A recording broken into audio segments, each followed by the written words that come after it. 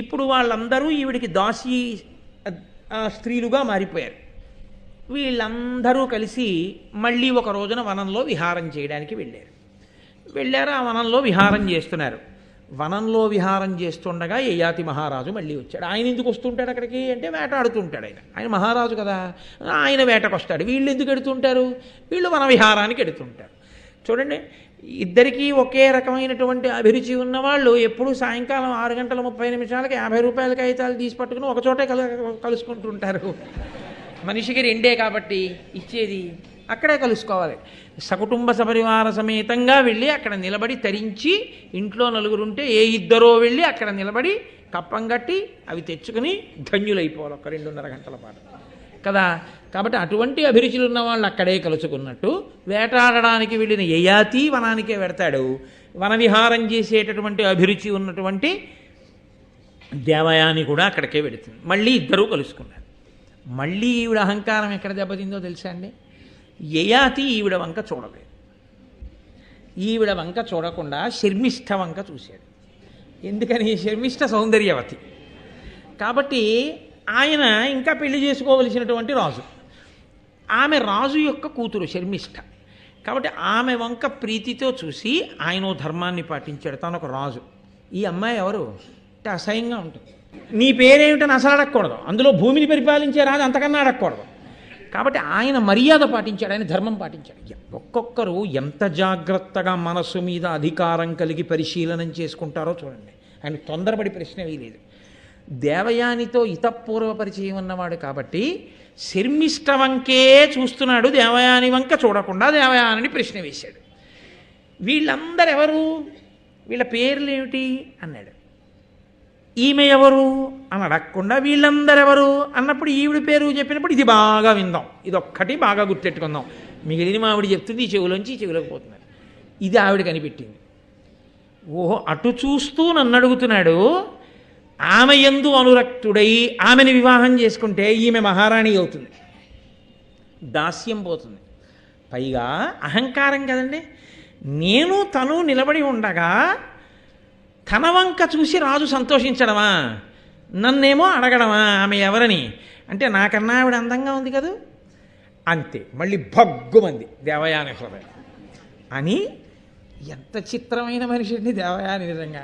వెంటనే ఆవిడ నిర్ణయానికి వచ్చింది. మనకి కచుడి శాపం ఎలాగో ఉంది, బ్రాహ్మణుడు భర్తగా దొరకడు, ఈయన క్షత్రియుడు రాజు. ఈవిడ బాధల్లా ఏమిటంటే శర్మిష్ఠని ఇష్టపడిన వాడు తనకి భర్త అవ్వాలి. తన కళ్ళ ముందు శర్మిష్ఠ పెళ్ళి లేకుండా అలా పడి ఉండాలి దాసిగా. అంటే అర్థం లేని ఆభిజాత్యం, అర్థం లేని క్రౌర్యం, అసలు ఒక ఆడదానికి ఉండకూడని హృదయం. ఎక్కడి నుంచి వచ్చేస్తున్నాయి ఈ పిచ్చి ఆలోచనలన్నీ?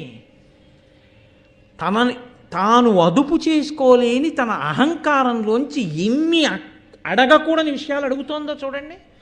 కాబట్టి ఇప్పుడు ఆయనతో అంది, నన్ను మున్న ఎరుంగు ఇన్నాతి నాకు దాసి, వృషపర్వుడను మహాదానవేంద్రు కన్య, నా యొద్ద ఎప్పుడు కదలకుండు అనగా మరి దీని శర్మిష్ఠయండ్రు జనులు అని పరిచయం చేశాను.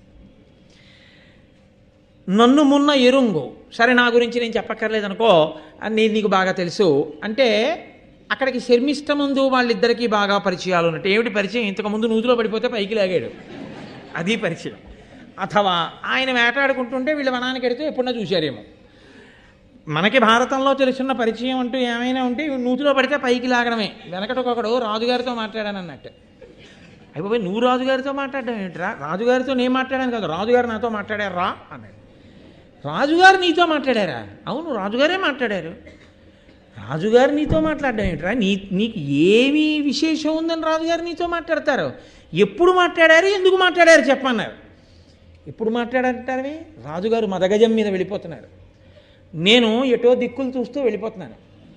ఆయన మదగజం మించి చూసి, బుద్ధిహీనుడా కళ్ళు లేవురా, ఏను కింద పడిపోతామన్నారు. నాతో మాట్లాడినట్టు కాదా అన్నారు. కాబట్టి తనని తాను తృప్తిపరుచుకునేవాడికి ఏదైనా పలకరింపే, ఏదైనా మాటే. కాబట్టి దేవయానంది, నన్ను నీవెరుంగు, నీకు తెలుసులే, నువ్వు నాకు తెలుసు, నేను నీకు తెలుసు అంటే అక్కడికి శర్మిష్ఠ ముందు వాళ్ళిద్దరికీ ఏదో పెద్ద అనుబంధం ఉండిపోయినట్టుగా ఓ మాట అన్నమాట. అని ఇన్నాతి నాకు దాసి, ఈవిడ నా దాసి, వృషపర్వుడను మహాదానవేంద్రు కన్య, వృషపర్వుడు అనేటటువంటి రాక్షసరాజు యొక్క కూతురు. అనగా మరి దీని శర్మిష్ఠ అండ్రు జనులు. జనం శర్మిష్ఠ శర్మిష్ఠ అని పిలుస్తూ ఉంటారు. ఎంత చులకనగా, ఎంత తేలికగా, ఎంత పనికి మాలిన దానిగా శర్మిష్ఠని కట్టిందో చూడండి. శర్మిష్ఠ అమాయకురాలు కాదు, ఆవిడ బహుగడుసరి. ఆవిడ పసిగట్టింది, రాజు నాయందనురక్తుడై ఉన్నాడు, ఈమె నాకొచ్చిన అవకాశాల్ని తుడిచివెయ్యడమే లక్ష్యముగా ఈమె ప్రవర్తిస్తోంది అని కనిపెట్టింది శర్మిష్ఠ. వెంటనే ఒక్కసారి వెర్రి ఆలోచన అంటూ మొదలవ్వాలి కానండి, దానికి అంతా ధర అది అలా అల్లుకుపోతుంది, అంతే చిక్కుడు తీగ అల్లుకున్నట్టు అల్లుకుంటుంది. ఆవిడికి ఏమనుమానం వచ్చిందంటే, ఇవ్వాలంటే దాసి అన్నాను, వెళ్ళిపోయిన వాడు ఊరుకుంటాడా రాజు? వేగుల వాళ్ళతో కబురు చేసి, ఏదో దాస్యం అంటేనండి ఇంతకుముందు ఒకసారి ఆ శుక్రాచార్యుల వారు రారన్నారని నా కూతురు దాస్యం చేస్తుంది అన్నాను, ఆ అమ్మాయి నా కూతురు అండి బాబు అంటే నేను పెళ్లి చేసుకుంటానంటే వాళ్ళిద్దరికీ వివాహం అయిపోతే రాణిగారు నాకు దాస్యం ఏంటి? ఆవిడ దాస్యం చేయించుకోవడానికి నేను వెళ్ళి ఆ చప్పురంలో కూర్చుంటే మాత్రం చేస్తుందా అప్పుడు మహారాజు ఉండగా? అందుకని నాకు ఎలాగో కచుడి శాపం ఉంది కాబట్టి ఈ యయాతిని నేను పెళ్లి చేసుకుని మా ఇద్దరికి దాస్యం ఈ శర్మిష్ఠతో చేయించాలి, అప్పుడు నా అహంకారం ఇంకా తీరుతుంది, అప్పుడు నాకు తృప్తిగా ఉంటుంది అనుకుని ఇక క్షణం ఆలస్యం చేయలేదు. ఇక యయాతి తన కన్నుల నుంచి దూరం కాకూడదు, ఎందుకంటే శర్మిష్ఠ వంక చూస్తున్నాడు, అది ఆవిడ బాధ. అంది, నిగ్రహమేది నన్ను ధరణి ప్రభ కోపము వెల్వరించునాడు ఉగ్రమయూఖ సాక్ష్యముగనున్నత దక్షిణ పాణి చేసి భూపాగ్రణి నాదు దక్షిణ కరాగ్రము వట్టితి కాన మున్న పాణిగ్రహణంబు చేసి అది నీయడ విస్మృతి పొంద పాడియే. సూర్యభగవానుడు సాక్షిగా ఉండగా నువ్వు నా పాణిగ్రహణం చేశావు. చస్తాడా నూతిలోంచి లాగేటప్పుడు చెయ్యట్టుకు లాగడండి, అందుకని ఆవిడ కుడి చేతిని కుడి చేతితో పట్టుకున్నాడు, అందుకనే నా పాణిగ్రహణం చేశావండి. నా పాణిగ్రహణం వివాహం చేసేటప్పుడు సుముహూర్తంలో జరిగేటటువంటి ఒక కర్మ. పాణిగ్రహణం అన్నా చేస్తారు, జీలకర్ర బెల్లం అన్నా పెడతారు, తెరదించి ఒకరి కన్నుల్లోకి ఒకరన్నా చూసుకుంటారు, మంగళసూత్రం అన్నా కడతారు, వీటిల్లో ఏదో ఒకటి సుముహూర్తానికి చేస్తారు. ఒక్కొక్క చోట ఒక్కొక్క పద్ధతి ఉంటుంది. కాబట్టి నీవు రాజువి, నువ్వు పాణిగ్రహణం చేస్తే వివాహం చేసుకున్నట్టు. సూర్యుడు పైన వెలుగుతూ ఉండగా నువ్వు నీ యొక్క దీర్ఘమైనటువంటి కుడి చెయ్యి చాపి నా కుడి చేతిని పట్టుకుని పైకి లాగావు, కాబట్టి పాణిగ్రహణం అయిపోయింది, మన ఇద్దరికీ పెళ్ళి అయిపోయింది. హడిలిపోడండి యయాతి, ఎక్కడి ప్రారంధం? ఆవిడ బ్రాహ్మణ కన్య, నేను రాజునా, నూతులోంచి లాగితే పెళ్ళైపోయిందట్టుంది, పాణిగ్రహణం చేసామంటుంది అని నన్ను వివాహమై నహుషనందన ఈ లలితాంగి దొట్టి ఈ కన్యలందరూ దివిజ కన్యలతోనైన వారు నీకున్నతి ప్రీతిసేయగ నృపోత్తమ వాసుబోలి లీలతో ఇన్నరలోక భోగములనేకములందుము నీవు నావుడు. ఓ మహారాజా, నువ్వు నన్ను పాణిగ్రహణం చేసుకున్నావు, అందరికీ తెలిసేటట్టు వివాహం చేసుకుంటే ఈ 1000 మంది కన్యలతో కలిసి ఈ దాసి శర్మిష్ఠ మన ఇద్దరికీ దాస్యం చేస్తుంది, కాబట్టి నువ్వు నన్ను వివాహం చేసుకోండి అంటే ఆయన హడిలిపోయి అన్నాడు, నువ్వు బ్రాహ్మణ కన్యవి, నేను క్షత్రియుణ్ణి, పైగా భూమిని పాలించే రాజుని, నేనే ధర్మం తప్పితే నేనే నాకన్నా పైన ఉన్న కుటుంబంలోంచి పిల్లని తెచ్చుకుంటే లోకంలో ధర్మాన్ని ఎలా నిలబెడతాను? కాబట్టి నేను బ్రాహ్మణ కన్యని వివాహం చేసుకోకూడదు, కాబట్టి ఇది మన ఇద్దరికీ కుదరదు, ఇది ధర్మం కాదన్నాడు. అంటే ఇంకొక మాటగా ఏం చెప్పినట్టు? నాకు శర్మిష్ఠకి కుదురుతుందని చెప్పినట్టు కదండి. దీనికి ఆవిడ మరీ అడిలిపోయింది. శుక్రాచార్యుల వారి సంగతి నీకు తెలుసు కదా, మహానుభావుడు, మా తండ్రి, మృత సంజీవని విద్య ఎరిగినవాడు, ఎప్పుడూ ఇదే కదా, ఎప్పుడూ అదే చెప్తున్నాడు. అటువంటి మహానుభావుడు, ధర్మం ఎరిగినవాడు, ఆయన చెప్పినది ధర్మం కాకపోదు కదూ. కాబట్టి శుక్రాచార్యుల వారు వచ్చి, ధర్మమయ్యా నువ్వు చేసుకోవచ్చు ఈ అమ్మాయిని అంటే చేసుకుంటావా? శుక్రాచార్యుల వారు వచ్చి ధర్మమే చేసుకో అంటే చేసుకోకపోతే ఏమవుతుందో తెలియదేమిటి యయాతికి? ఆయన వెంటనే కమండలంలో నీళ్లు చేతిలో పోసుకుంటాడు శాపం ఇవ్వడానికి, నా కూతురు మనసు భగ్నపడిందని. అందుకని ఆయన హడిలిపోయి అన్నాడు, శుక్రాచార్యులు వారు కదా, అంత బొత్తిగా ఇది ధర్మమే చేసేసుకో అంటాడు ఏమిటని శుక్రాచార్యులు వారు చెప్తే అలాగే చేసుకుంటాలే అన్నాడు. ఇప్పటికీ గొడవ వదిలిపోతున్నాడు. ఆవిడని అలాగే నించో అని పరిచారికని పిలిచి వెళ్ళి మా నాన్నగారిని తీసుకురాలి. అమ్మ బాబోయ్ ఇదేంటి, ఇక్కడికిక్కడే తీర్పు కూడాను అని ఆయన తెల్లబోయి నించున్నాడు. అంటే ఎంత ఉద్ధతితో ఉంటాయో జీవితాలు. ఆ అహంకారగ్రస్తులైన వాళ్ళ యొక్క స్థితి ఎలా ఉంటుందో ఎంతసేపు జాగ్రత్త పడిపోయాం మా అంత తెలివైన వాళ్ళు ఎవరు, ఎలా నేను ఆలోచన చేసేసానో చూసారా, ఇదే ఆవిడ ఆలోచించుకునే తీరు. కొంత అమాయకత్వం, కొంత తెలివితనం, అన్నీ ఏవేవి కలవకూడదో అన్నీ తెలిసిపోయాయండి అందులో. ఇంకా అందులోంచి పుట్టేది హలాహలం కాకపోతే ఇంకోటి ఎలా పుడుతుంది? కాబట్టి ఇప్పుడు ఆ శుక్రాచార్యుల వారు వచ్చారు. ఆవిడ ఏం అడగాలి న్యాయంగా? నాన్నగారండి నేను ఈయన్ని వివాహం చేసుకోమని అడిగాను, ఆయనేమో బ్రాహ్మణ కన్యని చేసుకోకూడదంటున్నారు, అలా చేసుకోవచ్చా నాన్నగారు, అది ధర్మమా అని అడగాలి. ఆవిడ ఏమని అడిగిందో తెలుసా అండి? ఇన్నరేంద్రుచేతమున్న గృహీతమయ్యున్న నా కరంబు గ్రన్ననింకా ఒరునకర్హమగునే పరిణయ విషయమై ధర పరిగ్రహింప పరమమూర్తి. నాన్నగారండి ఇతను ఇంతకు ముందు నా చెయ్యి పట్టుకుని పాణిగ్రహణం చేశాడు, కాబట్టి నేను ఈయనకి భార్యని, ఈయన నాకు భర్త. ఇప్పుడు చెప్పండి, నేను ఇంకోళ్ళకు కూడా భార్యనవచ్చా ఈ భూలోకంలో? అంటే తెల్లబోయాడు శుక్రాచార్యులు వారు. ఒకరికి భార్య అయిపోయిన దాన్ని ఇంకొకరికి కూడా భార్య అని ఎలా చెప్పి, అసలు దాని మీద చర్చే లేదు, అసలు ఆ నోటి వెంట ఆ మాటే రాకూడదు. కాబట్టి అలా ఇంకొకరు చేసుకుంటారా అంటే యయాతి తెల్లబోతున్నాడు. ఇది పాణిగ్రహం, నూతులో దాన్ని లాగాను రా నా ప్రారంభం కొద్దీ పాణిగ్రహణం అని పేరెట్టింది దానికి. ఏదో నేరకపోయి కుడి చేత్తో లాగాను పైకి, పాణిగ్రహణం అయిపోయిందండి అస్తమానమును. ఇది ఎక్కడి ప్రారంభం వచ్చి పడింది? నిజమే, తెలిసో తెలియకో కుడి చేత్తో కుడి చేయి పట్టుకున్న మాట వాస్తవమే. అది ఏమన్నా మంత్రమా, పెళ్ళా, ఏమన్నానా, ఏదో లాగాను నా కర్మ కొద్దీ. పాణిగ్రహణం చేసావు, ఆకాశంలో సూర్యుడున్నాడు ఆయన సాక్ష్యం అంటుంది. ఏమన్నా అందామంటే ఇప్పుడు కూతురుతో పోదు తండ్రితో కూడా గొడవ. ఏమంటాడో అని చూస్తున్నాడు ఆయన. ఆవిడంది, నాన్నగారు ఒకవేళ ఇది ధర్మం కాకపోతే మీ తపస్సుతో ఇది ధర్మమగుగాక అనండి, ధర్మం అవుతుంది. అడిలిపోయాడు యయాతి పాప నిలువున. ఆయనకి పుత్రికా ప్రీతి కదండి. ఆయన అన్నాడు, క్షత్రియుడు మహారాజు అయినటువంటి వాడు బ్రాహ్మణ కన్యని చేపట్టరాదు. అయినా ఇత పూర్వం నా కూతురు కుడి చేయి పట్టుకుని నీ కుడి చేత్తో లాగావు కనుక, మీ ఇద్దరికీ పాణిగ్రహణం అయింది కనుక, మీ ఇద్దరూ భార్యాభర్తలు అయిపోయారు కనుక, మీ ఇద్దరి మధ్య ఇప్పుడు క్షత్రియుడు బ్రాహ్మణ కన్యని వివాహం చేసుకున్నాడన్న అధర్మము కలగకుండుగాక నేను ఆశీర్వచనం చేస్తున్నాను నా తపోబలంతో. కాబట్టి మీ ఇద్దరికీ అధర్మం రాదు, అక్షతలేహేశాను మీరు దంపతులు అన్నాడు. ఏం చేస్తాడు యయాతి? అలాగేనండి అన్నాడు. పోనీ ఇక్కడతో వదిలిపోయిందని మీరు అనుకుంటున్నారా? క్షత్రియులు దక్షిణ నాయకులు అంటే వారు ఒకరికన్నా ఎక్కువ మంది భార్యల్ని స్వీకరిస్తూ ఉంటారు రాజ్యం చేసినప్పుడు. ఇప్పుడు అలా అస్తమానం అవన్నీ నియమాలు మిగిలినవి పాటించకపోయినా ఇవన్నీ పాటించకపోతే ఎలా ప్రమాదం వస్తుందని ఆయన ఆలోచించక్కర్లేదు. అవన్నీ రాజ్యం చేసి పెద్ద పెద్ద ఐశ్వర్యాలతో ఉండి యుద్ధాలు చేసి వాళ్ళు యుద్ధ భూమిలో ప్రాణాలు కూడా అలా విడిచిపెట్టారు. ఇప్పుడు మనమే అలా చెయ్యను అక్కర్లేదు, అందుకని ఇతర విషయాలు మనకు అక్కర్లేదు, ధర్మాన్ని పట్టుకుంటే చాలు. కాబట్టి ఆయన దక్షిణ నాయకుడు, ఒకరికన్నా ఎక్కువ మంది భార్యల్ని స్వీకరించవచ్చు. కాబట్టి శర్మిష్టని తర్వాత చేసుకోవచ్చు కదా. ఇప్పుడు దేవయానిని చేసుకుని పాండురాజు గుర్తిని చేసుకుని మాధుర్యం చేసుకోలేదేమిటి?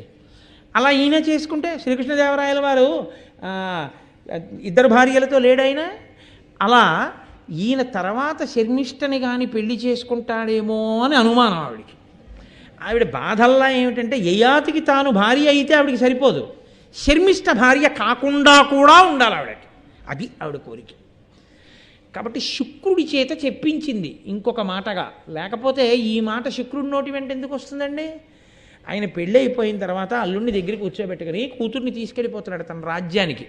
తీసుకెళ్ళిపోయేటప్పుడు శర్మిష్టని ఏ స్థానంలో తీసుకెళ్లారో తెలుసా అండి? దాసీ స్థానంలో తీసుకెళ్ళాడు. ఊరుకున్నాడండి వృషపర్వుడు మహానుభావుడు రాజ్యం కోసం. ఒక తండ్రి పుత్రికా ప్రేమకి ఇలా ప్రవర్తిస్తే ఒక తండ్రి ఉదారుడై అలా ప్రవర్తించాడు. అది తేలికైన విషయమని మీరు అనుకోకండి.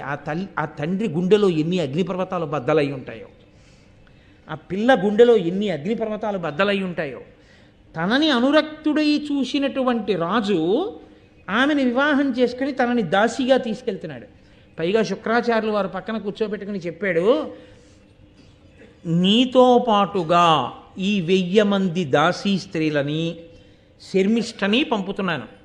వీళ్ళకి నువ్వు మంచి వస్త్రములు, శరీరములకు అనులేపనం చేసుకునేటటువంటి సుగంధ ద్రవ్యములు, పుష్పములు, మంచి మంచి భవనములు, విహారములు కల్పించవచ్చు.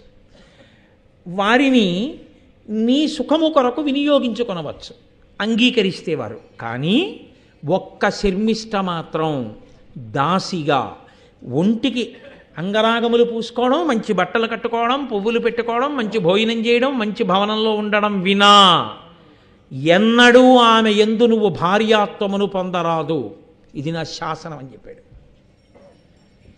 ఇంతకన్నా దారుణాతి దారుణమైన విషయం ఇంకొకటి లేదు. ఎప్పుడో ఒక్కసారి గాలికి బట్టలు కలిసిపోతే ఆవిడ బట్టలు కట్టుకుందా? కట్టుకున్నందుకు వాళ్ళ నాన్నగారిని తోలనాడిందని వాళ్ళ నాన్నగారిని వెనకేసుకొచ్చి ఒక్క మాట మాట్లాడిందా? ఆ మాట మాట్లాడినందుకు తనకి కావలసిన భర్తని ఎగరేసుకుపోయి ఆవిడ చేసుకుంటుందా? చేసుకుని దాసిగా తీసుకెడుతుందా? తన కళ్ళ ముందు తనకి భర్త కావలసిన వాడితో తాను సంతోషంగా మహారాణి స్థానంలో కూర్చుని ఉంటుందా? ఆవిడ బిడ్డల్ని కంటుందా? తాను మోడువారిపోయి దాస్యం చేస్తూ అలా ఉండిపోవాలా? ఎంత బాధాకరమైన విషయం అండి! ఎంత అహంకారం అండి దేవయానిది! ఏ కారణం చేత దేవయానిని వెనకేసుకొస్తారు మీరు భారతంలో?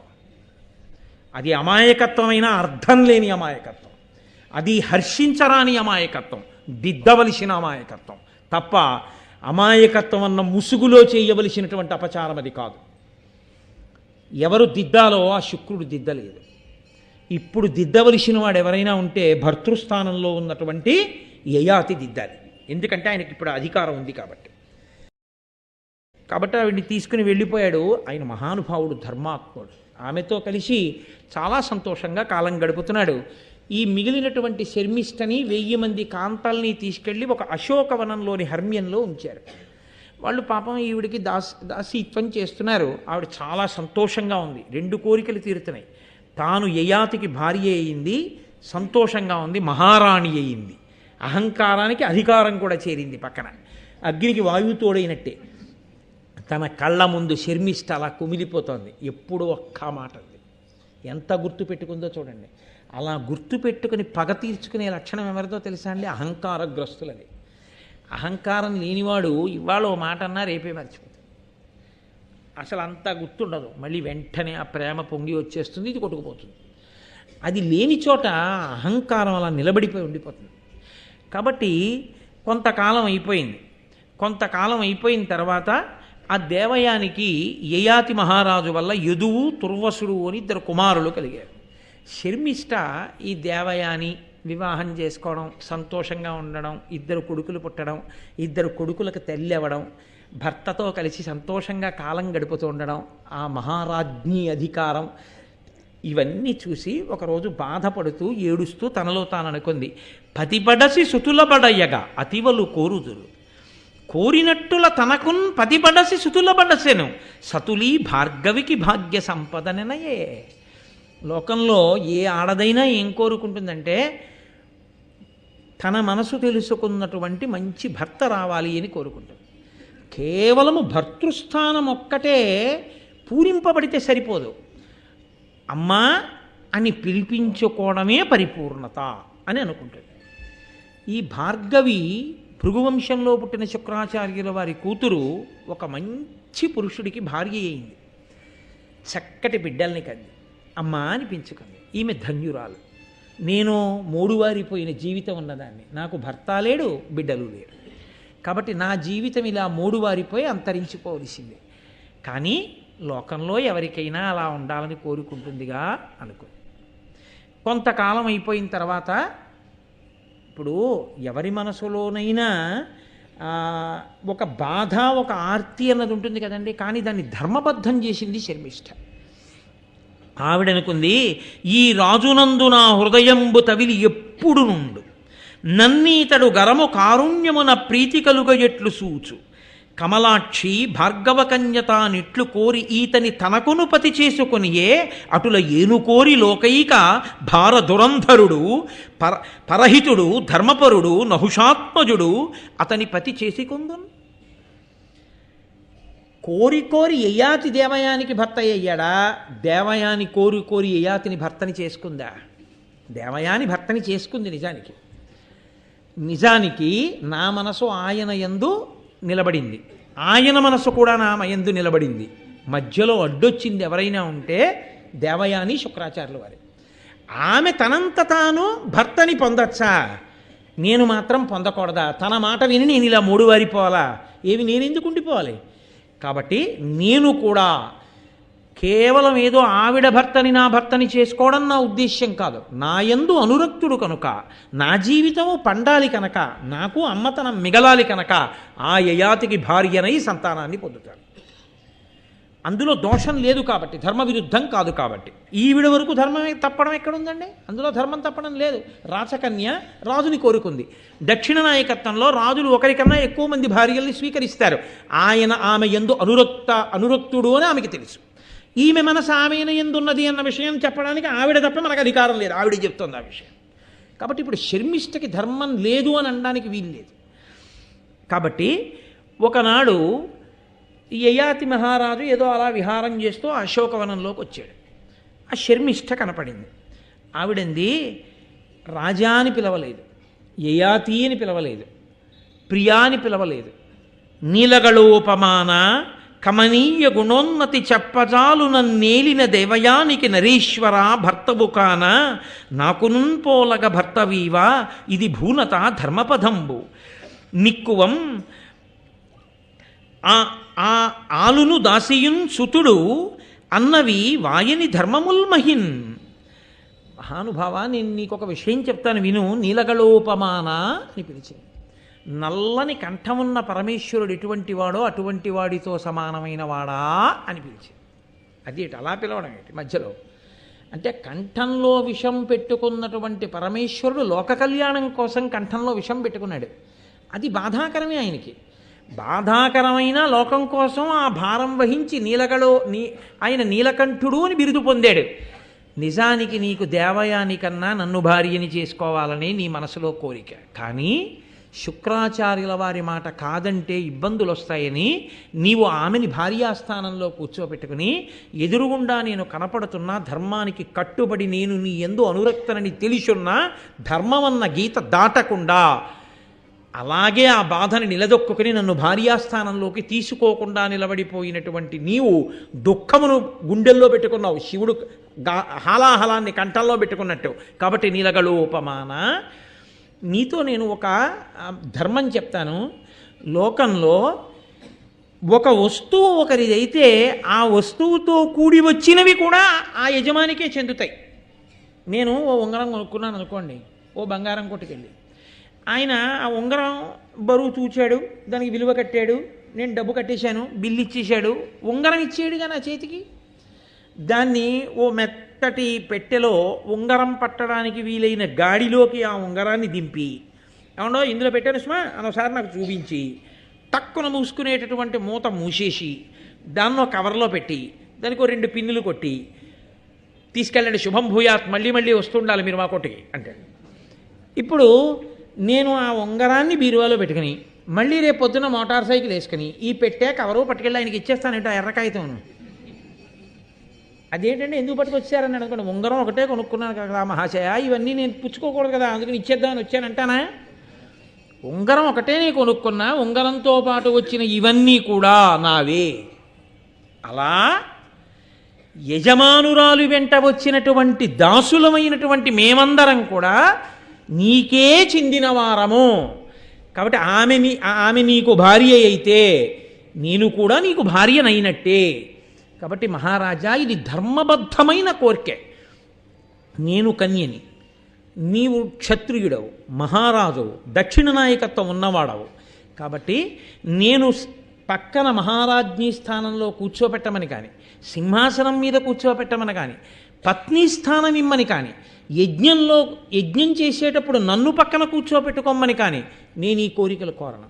అవన్నీ దేవయానివి. ఆమెయే రాజ్ఞి, ఆమెయే సింహాసనం మీద కూర్చుంటుంది.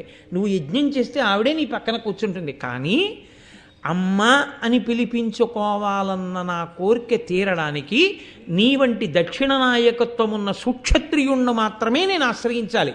పైగా అలాగని నేను ఎవరిని పడితే వాళ్ళని వెళ్ళి అడగనగా. నేను ఏ దేవయానితో వచ్చానో ఆ దేవయానికి నాథుడవు. కాబట్టి నేను నీకు చెందుతాను. కాబట్టి నువ్వు నా కోరిక తీర్చాలి. నాకు పుత్రుల్ని కటాక్షించాలి. కామోపభోగం కాదు నేను కోరేది, నేను అమ్మని కావాలి, నాకు ధర్మ సంతానం కావాలని అడిగింది. ఎంత ధార్మికమైన కోరిక అండి అది. ఆవిడ ధర్మం తప్పడగలేదు. అడిగితే ఆయన అన్నాడు, నీవు అడిగిన కోరికే ధార్మికమైన కోరికే. ఇలా సంతానాన్ని అపేక్షించినప్పుడు రాజు కృప చెయ్యకపోతే భ్రూణహత్య చేసిన పాపం ఆ రాజు ఖాతాలో వేస్తారు. కానీ శుక్రుడు నన్ను ఆజ్ఞాబద్ధుణ్ణి చేశాడు. నిన్ను నా దగ్గరకి పంపేటప్పుడు ఎన్నడూ నిన్ను నా భార్యాస్థానంలోకి తీసుకోకూడదని శాసించాడు. కాబట్టి ఎలా కుదురుతుంది అంటే ఆవిడ అనేకమైనటువంటి ధర్మాల్ని ఆవిష్కరించింది. నేను నీ భార్యాస్థానంలో సంతానాన్ని పొందడానికి అర్హురాలనే. ఆయనకి కూడా ఆవిడ చెప్పినటువంటి ధర్మమునందు అనురక్తి పొందాడు. ఇద్దరి మధ్య ఉన్నది కామము కాదు, ధార్మికత. ఆమె తల్లి అవడానికి అర్హురాలు, ఆమె కోరిన కోరిక సమంజసము. నేను ఇంకంతకన్నా స్పష్టంగా ఇంకంతకన్నా దాన్ని వివరించి చెప్పక్కర్లేదు. ఒక కన్యకి అమ్మ కావాలని అంతటి మహారాణి కావలసిన పిల్ల కనీస కోరికగా అది అడగడం, అంత ధార్మికంగా అడగడం కాదు అని అలా దాసిగానే ఉండి దాసిగానే బతుకుతూ కన్యగానే చచ్చిపో అనలేకపోయాడు మహానుభావుడు యయాతి. తత్కారణం చేత ఆయన అనుగ్రహించినటువంటి కారణం వల్ల ఆమెకి 3 కుమారులు కలిగారు. వాళ్ళు ద్రుహ్వుడు, అనువు, పూరుడు. ఈ 3 కుమారులతోటి ఆవిడ సంతోషంగా ఉంది. కానీ ఆవిడ ఎప్పుడూ కూడా నేను రాజ్ఞీ స్థానంలో ఉంటానో ఏమీ ఆయనను అడగలేదు. కొంతకాలం అయిన తర్వాత దేవయాని చూసింది. అదేం దాస్తే దాగే విషయం అండి. ఆవిడ అడిగింది, అదేమిటి నువ్వు నాతో వచ్చింది కన్యగా, ఇక్కడ ఉన్నది కన్యగా, నీకు పిల్లలు ఎక్కడి నుంచి వచ్చారని అడిగింది. ఆవిడంది ఒక మహాపురుషుడు, మహా తేజస్వి, గొప్ప తపస్సంపన్నుడు. అమ్మ నీకు మాతృత్వం ఉంటుందని అనుగ్రహించాడు. ఆయన నాకు వరం ఇచ్చి అనుగ్రహించిన కారణం చేత బిడ్డలకు తల్లినయ్యాను. ఓహో అని సంతోషించింది, వెళ్ళిపోయింది. చచ్చిపోయిన వాళ్ళనే బతికించగలిగిన శక్తివంతుడు తన తండ్రి గారు. ఒక్క మాటతో బిడ్డల్ని ఇవ్వగలిగిన ప్రజ్ఞావంతుడు ఉండాలని ఎందుకు అనుకుంటుంది? అందుకని ఆవిడ అంగీకరించి కొంతకాలం అయిపోయిన తర్వాత ఈ పిల్లలు పెరుగుతుంటే వీళ్లలో యయాతి లక్షణాలు కనపడుతున్నాయి. యయాతి పోలికలు, వీళ్ళ యొక్క తేజస్సు, వీళ్ళ చేతులు, వీళ్ళ వేళ్ళు ఇవన్నీ చాలా అందంగా, వాళ్ళు త్రేతాగ్నుల్లో ఉన్నారు క్షత్రియ తేజస్సుతో. 3 అమ్మతో ఆడుకుంటుంటే అక్కడ కర్మ కొద్దీ యయాతి కూర్చుని ఉన్నాడు. రోజున వచ్చింది ఖచ్చితంగా దేవయాని.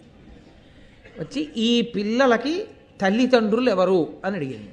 యయాతి చెప్పలేదు, శర్మిష్ఠ ఊరుకుంది. ఇంతకుముందు ఒకసారి అందుకే ఆవిడ పిల్లల్ని అడిగింది, మీ అమ్మా నాన్న ఎవర్రా అంది. నన్నయ్య గారు ఎంత అందంగా చెప్పారో తెలుసా అండి. అవి గొప్ప సాముద్రిక లక్షణాలు. పొడుగ్గా ఉన్నటువంటి ఆ వేళ్ళని ఇలా చాపి వాళ్ళు యయాతిని శర్మిష్ఠని చూపించారు. అంతే. ఉత్తర క్షణం ఆవిడ రథం ఎక్కి శుక్రాచార్యుల వారి దగ్గరికి వెళ్ళిపోయింది. పాపం యయాతి వెళ్ళి శుక్రాచార్యుల వారితో ఏం చెప్తుందో, ఆ శుక్రాచార్యుల వారు పుత్రికా ప్రీతితో ఏమంటాడో అని భయపడి ఈయన వెనక రథం వేసుకుని ఈయన వెళ్ళాడు. ఇద్దరు వెళ్ళారు. ఈవిడ కన్నీటితో శుక్రాచార్యుల వారి పాదాలని అభిషేకం చేసేసింది. ఎందుకని? అహంకారం దెబ్బతింది.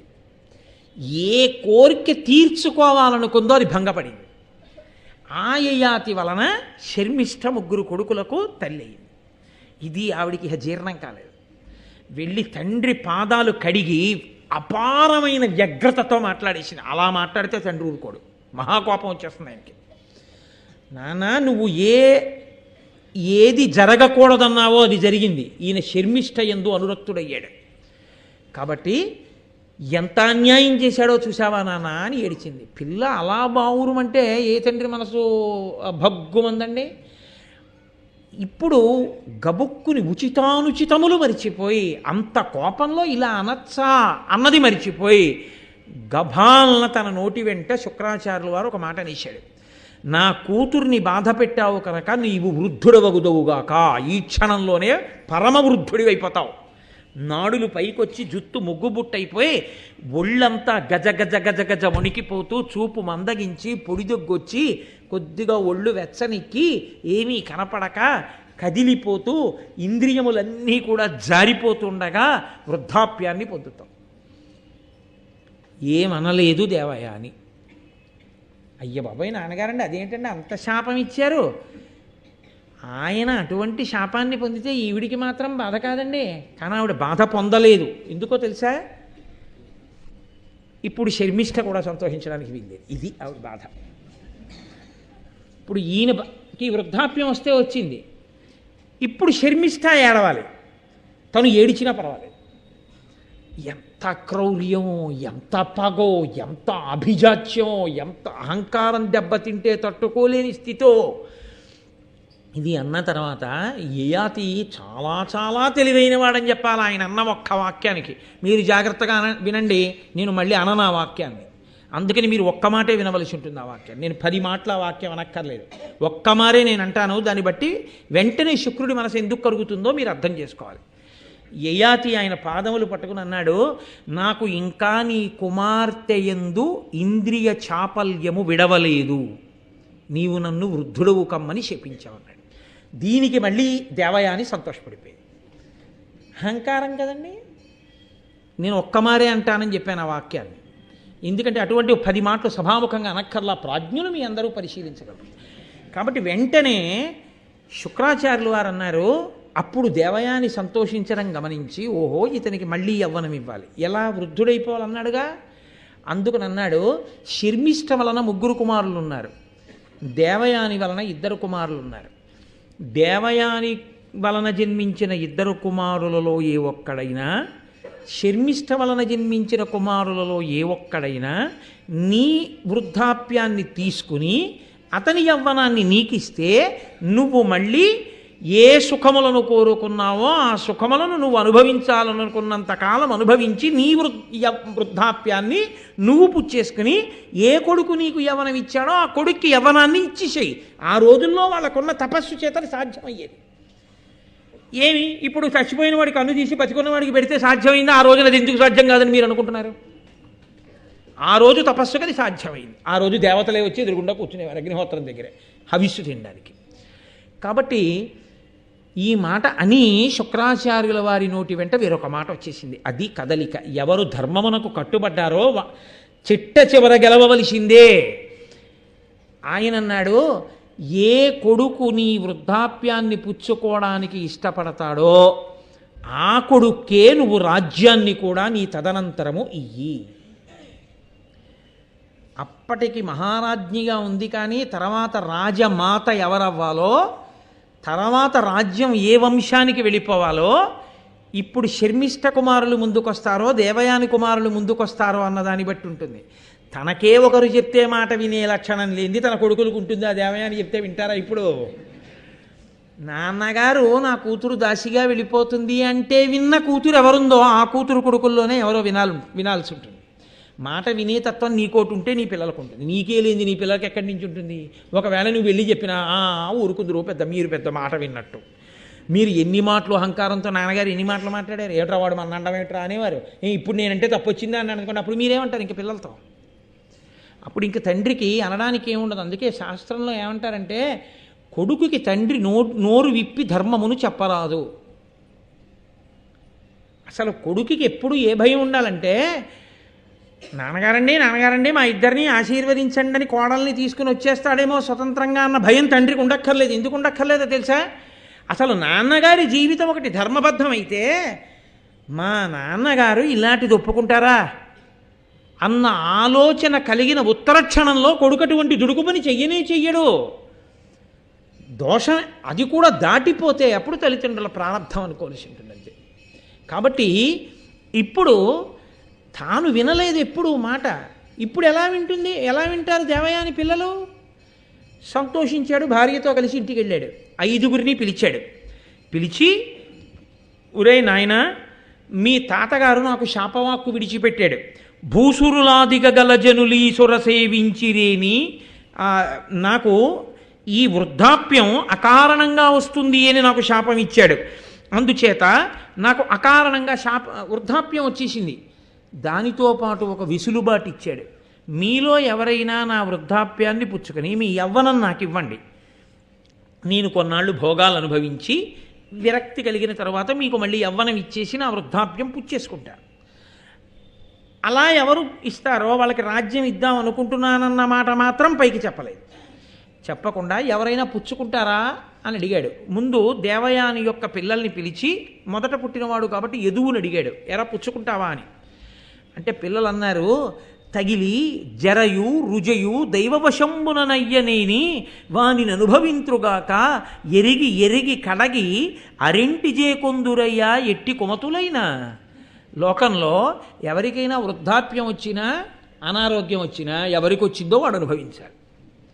అంతేకాని లోకంలో ఎవడైనా ఎవడికో ముసలితనం వచ్చేస్తే నాకు ఇచ్చేయండి మేస్టారు అని బుచ్చేసుకుని వీడికున్న యవ్వనం వాడికి ఇస్తాడా?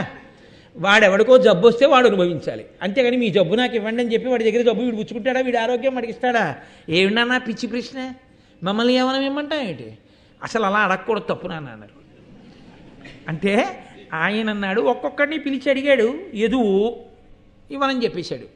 కాబట్టి ఆయన అన్నాడు, నీకు అసలు రాజ్యాధికారము లేకుండుగాక, నీకు నీ వంశంలో పుట్టేవాళ్ళు ఎవ్వరూ రాజ్యం చేయరు.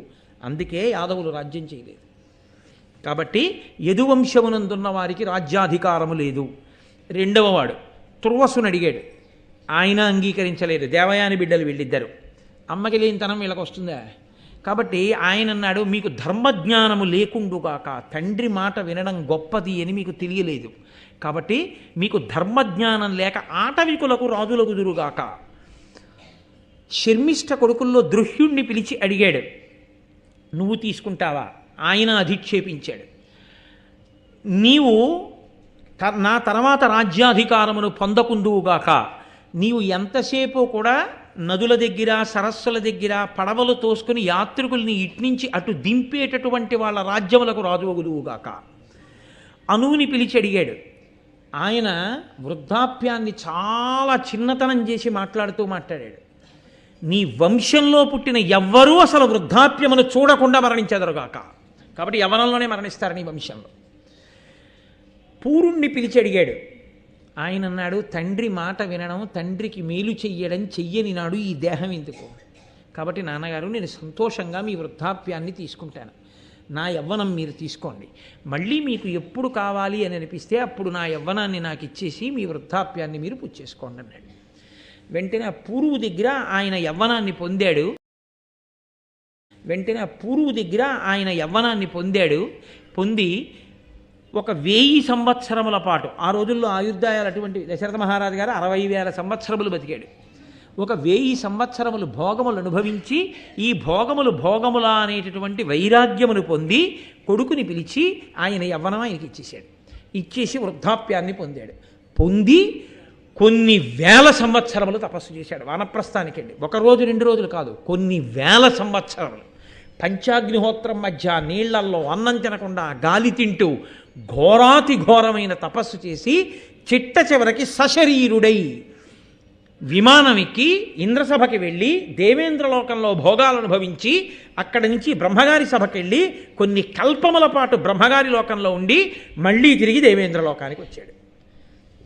ఇంత తపస్సు చేశాడు. ఎన్ని 100,000 సంవత్సరములు అన్నాడు ఇంద్రుడు. ఆయన్ని చూసి అన్నాడు, కొన్ని వేల సంవత్సరాల క్రితం నువ్వు ఇక్కడికి వచ్చావు, కొన్నాళ్ళు ఇక్కడ భోగం అనుభవించావు, ఏకంగా బ్రహ్మసభలో కొన్ని కల్పముల పాటు ఉన్నావు, మళ్ళీ తిరిగి ఇక్కడికి వచ్చావు, ఎంత తపస్సు చేస్తే ఇది సాధ్యమైందయా అని ఇంద్రుడు అన్నాడు. ఏమి తపంబునరించితి భూమీశ్వర, పుణ్యలోక భోగంబుల తేజో మహిమను అనుభవించితివి సామాన్యమే 100,000 సంవత్సరములు. 100,000 సంవత్సరములు తపస్సు చేశావు కాబట్టే ఇంత గొప్పగా ఇన్ని అనుభవిస్తున్నావు. ఇప్పుడు ఇంత గొప్ప తపస్సు నువ్వు ఎలా చేయగలిగావయా అని అడిగాడు. అడిగితే ఏయాతి అన్నాడు, సుర దైత్య యక్ష రాక్షస నర ఖేచర సిద్ధ ముని గణ ప్రవరులు భాసుర తపములు నాదగు దుష్కర ఘోర తపంబు సరియుగా వమరేంద్ర. ఇంద్రుడా, నువ్వు అడిగావు కాబట్టి చెప్తున్నాను. సురులు కాని, దేవతలు కాని, దైత్యులు కాని, యక్షులు కాని, రాక్షసులు కాని, మనుష్యులు కాని, ఖేచరులు కాని, సిద్ధులు కాని, మునిగణములు కాని నేను చేసిన తపస్సు లాంటి తపస్సు చెయ్యగలిగిన వాళ్ళు లోకంలో లేరు అన్నాడు. వెంటనే ఇంద్రుడు అన్నాడు, నువ్వు ఎంత తపస్సు అయినా చేసి ఉండొచ్చు, నేను ఇలా తపస్సు చేశానంటే సంతోషిద్దును. మిగిలిన వాళ్ళని పెద్దలని పట్టుకొని పనికి వాళ్ళని చేసి వాళ్ళు నాలా ఏం చేయగలరన్నావే, ఈ అహంకారానికి నీ పుణ్యం నశించిపోయింది, పో భూమి మీద కన్నాడు. అంతే, అక్కడి నుంచే కింద పడిపోతున్నాడు. ఎక్కడిది ఎక్కడికి వెళ్ళిందో చూడండి. అహంకార స్పర్శ ఇంత యయాతిని ఎంత కిందకి తీసుకొచ్చు. ఆ ఒక్క మాటకు పోయింది నీ పుణ్యం అంతా. నువ్వు చేసిన తపస్సు, ఇన్ని వేల సంవత్సరాల తపస్సు పోయింది అహంకారంతో నీకు వచ్చేసిన మాట వల్ల. పో కిందకన్నాడు. పడిపోతూ ఇంద్రుణ్ణి ప్రార్థన చేశాడు. మహానుభావా, ఇంత అన్యాయంగా కింద పడిపోలేను, మళ్ళీ వెళ్ళి మనుష్యలోకంలో బతకలేను, కాబట్టి నన్ను నక్షత్ర మండలంలో నక్షత్రాలకి సమీపంలో ఉండే అవకాశం ఇమ్మన్నాడు. సరేనని అక్కడికి పంపారు. శిబి నక్షత్రం అని ఒక నక్షత్రంలో ఉండేటటువంటి కొంతమంది యయాతిని చూసి ఆయన దగ్గరికి వచ్చారు. వాళ్ళు ఆయన దౌహిత్రులు, ఆయన కూతురి కొడుకులు. వాళ్ళు శరీరాలు కూడా విడిచిపెట్టి నక్షత్ర మండలానికి వెళ్ళిపోయారు. అప్పుడు ఇంకా ఈయన హాయిగా పైన తిరుగుతున్నాడు. ఒక్క మాటకి అహంకారానికి, అహంకారంతో ఇతరులను అవమానించినందుకు పడిపోయాడు. అప్పుడు వాళ్ళు వచ్చి అన్నారు, మీరెవరు, ఎందుకు ఇలా వచ్చారు, ఇక్కడ ఎందుకు నక్షత్రాలకు దగ్గరలోకి వచ్చి నిలబడ్డారు అని అడిగారు. అడిగితే అప్పుడు అన్నాడు యయాతి, అమరవిభుండు దాని వినియల్గి మదంబున ఉత్తమావమానము తగునయ్య చేయనని నన్ను అదో భువన ప్రతాప సంభ్రమ వివశాత్ము చేసే అది పాడియ ఇందును అల్పమయ్యు దర్పము బహుకాల సంచిత తప ఫలహాని ఒనర్పకుండునే. ఒకే ఒక్క మాట అన్న, వాళ్ళందరూ ఏం చేస్తారు నాలా తపస్సని. దానికి నన్ను కిందకి బొమ్మన్నాడు ఇంద్రుడు. మళ్ళీ అడిగితే ఇక్కడికి పంపించాడు నక్షత్ర మండలానికి. నిజమే, ఎంత చిన్న మాటైనా అది అహంకారంతో మాట్లాడే ఒక్క మాటైనా ఇన్ని పుణ్యాల్ని పాడు చేసేస్తుంది. కాబట్టి ఇంద్రుడి తప్పే ఉంది, నాదే తప్పంత. అహంకారంతో మాట్లాడడం, పెద్దల్ని అధిక్షేపించి నేను ఎలా తపస్సు చేశానో చెప్తే పోదు, వాళ్ళు పనికి మాలిన వాళ్ళు అంటాం ఎందుకు. దానివల్ల పడిపోయాను, కోరుకుంటే ఇదిగో ఇక్కడికి పంపారన్నాడు. అంటే వాళ్ళు అన్నారు, నువ్వు ఇన్ని లోకాలు తిరిగావు, ఇన్ని కల్పాలు ఉన్నావు, బ్రహ్మసభలో ఉండడం అంటే బ్రహ్మగారు మాట్లాడుతుంటే వినొచ్చు, నీకు ఎన్నో తెలిసి ఉంటాయి, మాకు ధర్మం గురించి 4 మాటలు చెప్పన్నారు. అంటే సర్వభూత దయ్యకు సత్యవాక్యమునకు ఉత్తమంబు ధర్మ ఒండెరుంగా ఒరలు నొప్పి కోడకు పతాపమొరరించు నదియకడున ధర్మం అనిరిబుధులు.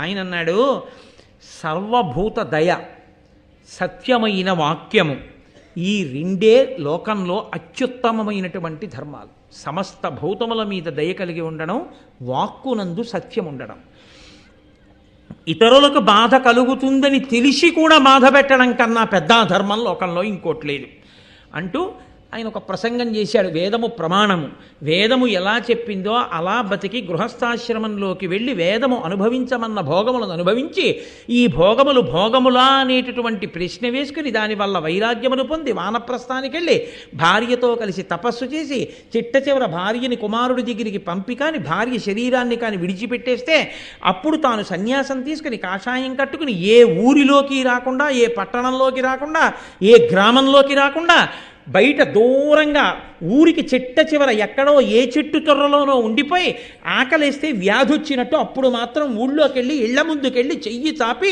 4 పిడచలు చేతిలో వేస్తే ఆ పిడచలు మాత్రమే తిని ఊరు బయట నివాసం చేసి నిరంతరము ఆత్మని మననం చేసుకుంటూ సాక్షి మాత్రంగా ఉండి శరీరం పడిపోతున్నప్పుడు కూడా తాను ఆత్మగా నిలబడగలిగిన సన్యాస స్థితిలో ఉండిపోయిన వాడెవరో వాడు మోక్షానికి అర్హుడవుతాడు. కాబట్టి ఇలా బతకమని వేదం చెప్పిందయా, అలా బ్రతకండి, అలా ఉండాలి లోకంలో ఉండేటటువంటి వాళ్ళందరూ అన్నాడు. అంటే వాళ్ళు చాలా సంతోషించి, మహానుభావా నీకు ఇన్ని విషయాలు తెలుసు కదా, నీకు ఇన్ని తెలిసున్నవాడివి, భూత భవిష్యత్వర్తమాన కాలములు తెలిసున్నవాడివి కాబట్టి మాకు చెప్పు, మాకు పుణ్యలోకములు ఉన్నత లోకములు ఉన్నాయా అని అడిగారు వాళ్ళు. అడిగితే ఆయన అన్నాడు, ఉన్నాయి, మీరు ఉన్నత లోకములు పొందుతారు అన్నాడు. అంటే వాళ్ళు అన్నారు, రా నిన్ను కూడా మాతో మళ్ళీ ఉన్నత లోకాలకి తీసుకుపోతున్నాం అన్నారు. ఇంద్రుడు వద్దన్నాడుగా, ఎలా సాధ్యం అంటే సత్సంగం వలన సాధ్యమైంది అన్నారు వాళ్ళు. మేమింత పుణ్యం చేసి ఉన్నత లోకాలకు ఎడుతున్నాం, వెంటనే నీ అహంకారాన్ని విడిచిపెట్టి నాది తప్పే, నిజమే, మహాత్ముల్ని నేను అలా అనకూడదు, అలా అన్న తర్వాత ఇంద్రుడు నా పుణ్యం పోయిందని కిందకి తోస్తే ఇంద్రుడి తప్పు ఎక్కడుంది అని అన్నావే అని మాతో కలిసి నిలబడి మాట్లాడేవే, ఈ సత్సంగ పుణ్యం చేత మళ్ళీ నీకు ఊర్ధ్వలోకాలకు వెళ్ళేటటువంటి అదృష్టం కలిగింది, రా వెళ్ళిపోదామని ఉన్నత లోకాలకి తీసుకెళ్ళిపోయారు. కాబట్టి అథవా దీని సారాంశం ఏమిటో తెలుసా అండి, అహంకారము పోవాలి అనుకున్న వాడికి ఏకైక మార్గము లోకంలో మహాపురుషులతో కలిసి ఉండడమే. సత్పురుషులతోటి కూడిక వలన అహంకారం అనేటటువంటిది నశించిపోతుంది. అరే వాళ్ళే అన్ని తెలుసున్న వాళ్ళు అంత వినయంగా ఉన్నారు, అంత మర్యాదగా ఉన్నారు, అలా బ్రతుకుతున్నారు. అరే మనం దేనికి అహంకరిస్తానరా, తప్పు కదా, తెల్లవారు లేస్తే చూస్తున్నామని వాళ్ళని చూసి వాళ్ళతో కలిసి ఉండడం వల్ల మనసు మారుతుంది. అదే విరుగుడు, అదే ఎంత కఠినమైన మనస్సునైనా ఎంత అహంకారమైన మనస్సునైనా మార్చగలదు అని చిట్ట చివర మనకి ఈ యయాతి ఉపాఖ్యానం చేత మనకి తెలియచేస్తూ, చూడండి ధర్మం అని ఒక మాట ఉంది కదూ, అహంకారం పట్టుకుని ఉండిపోయిన దేవయాని చివరికి ఏం కోల్పోయిందంటే ఇంతటి మహారాజుకు భార్య అయి రాజవంశానికి తల్లి కాలేకపోయింది. ఇటు ఒక బ్రాహ్మణుడికి భార్య అయి తాను బ్రాహ్మణి కాలేకపోయింది. ఇంత శుక్రాచార్యుల వారికి కూతురై ఆయనకి ఒక దౌహిత్రుణ్ణి బ్రాహ్మణుణ్ణి అందించలేకపోయింది. అహంకారం పట్టుకున్న దేవయాని ఏమిటి పొందగలిగింది? అమాయకత్వం చేత, పశిచరం చేత, అయోమయం చేత, తెలియనితనం చేత ఏదైనా కావచ్చు, కానీ తప్పు తప్పే. అహంకారమునందు నిలబడిపోవడం ఎంత ప్రమాదం దేవయానికి తెచ్చింది. వినయానికి ధర్మానికి కట్టుబడిన శర్మిష్ఠ జీవితం చిట్ట చివర ఏ స్థితిని పొందింది?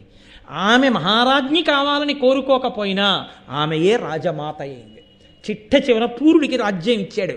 ఇచ్చి మంత్రులందరూ అడిగారు, పెద్దవాడు ఎదు ఉన్నాడు కదా, ఆయనకి ఇవ్వకుండా ఇతనికి ఎందుకు ఇస్తున్నావు అని అడిగారు. అప్పుడు చెప్పాడు, కొడుకు మాట వినని, తండ్రి మాట వినని కొడుకుకి తండ్రి యొక్క అధికారాన్ని ఐశ్వర్యాన్ని పంచుకునేటటువంటి అధికారం లేదు.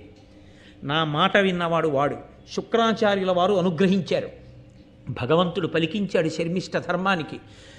అందుకని నా మహానుభావుడు నా మామగారే ఆ మాట అన్నాడు, నీ మాట ఎవరు వింటాడో వాడికి రాజ్యం ఇమ్మని. విన్నవాడు పూరుడు. కాబట్టి నేను పూరుడికి రాజ్యం ఇస్తున్నానని పూరుడికి పట్టాభిషేకం చేసి ఆయనకి ధర్మాలు నేర్పి, ఇంద్రుడంతటి వాడు అడిగాడు ఏం నేర్పావని. సత్యవాక్యం గురించి, దానం గురించి, జ్ఞానుల యొక్క చరిత్ర ఎప్పుడూ చదువుకుంటుండు నాన్న. అర్హుడైన వాడు కనపడితే దానం ఇవ్వకుండా ఉండకు, దానివల్లే ఫలితం పొందుతావు. ఎప్పుడూ సత్యాన్ని పలుకు, ఎప్పుడూ కూడా సత్యము, ఉచితము, ధర్మము అయినటువంటి మాట మాత్రమే మాట్లాడుతుండని నా కొడుక్కి నేను నేర్పి పట్టాభిషేకం చేశాను అని చెప్పి పూరుడికి రాజ్యం ఇచ్చాడు. దానివల్ల పూరుణ్ణి కన్నా శర్మిష్ఠ రాజమాత అయింది.